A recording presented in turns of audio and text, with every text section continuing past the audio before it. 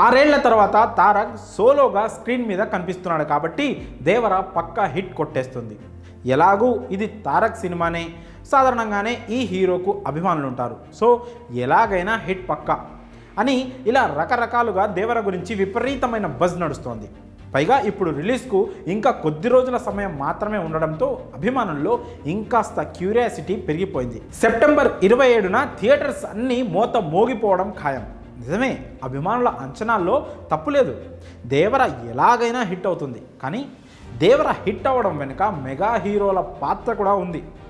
తారక్ సినిమాలకు మెగా హీరోలకు ఉన్న లింక్ ఏంటో తెలియాలంటే ఒక్కసారి వెనక్కి వెళ్లాల్సిందే. 2017లో డైరెక్టర్ బాబీ తారక్ కాంబినేషన్లో వచ్చిన సినిమా జై లవకుశ.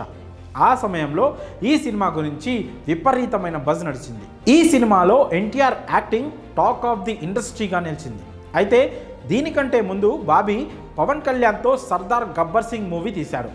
ఈ సినిమా ఆడియన్స్ను అంతంత మాత్రంగానే అలరించింది. కానీ ఈ ఫ్లాప్ తర్వాత వచ్చిన జై లవకుశ మాత్రం బ్లాక్ బస్టర్ హిట్ అయింది. 2018లో పవన్ కళ్యాణ్ త్రివిక్రమ్ కాంబినేషన్లో భారీ అంచనాల మధ్య రిలీజ్ అయిన అజ్ఞాతవాసి ఊహించని విధంగా బాక్సాఫీస్ వద్ద బోల్తా పడింది.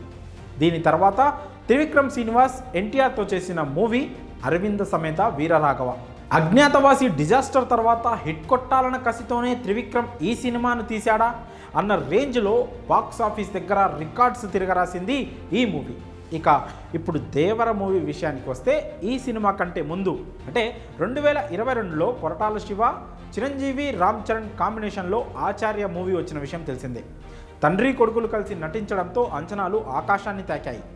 తీరా రిలీజ్ తర్వాత చూస్తే మాత్రం ప్రేక్షకుల మాట అటుంచితే అభిమానులను కూడా ఆకట్టుకోలేకపోయింది ఈ మూవీ. ఈ లెక్కను చూస్తే ఇలా దర్శకుడి ప్రతి ఫ్లాప్ తర్వాత తారక్ వారికి తిరుగులేని సక్సెస్ను అందిస్తున్నాడు. అలానే ఇదే లాజిక్ను బట్టి చూస్తే ఇప్పుడు కొరటాల శివ తారక్ కాంబోలో రిలీజ్కు రెడీగా ఉన్న దేవర బాక్స్ ఆఫీస్ వద్ద కాసుల వర్షం కురిపించడం ఖాయం. ఇక్కడ కామన్ పాయింట్ ఏంటంటే తారక్ సినిమాల హిట్స్కు ముందు ఫ్లాప్ అయిన సినిమాలన్నీ మెగా హీరోలవే.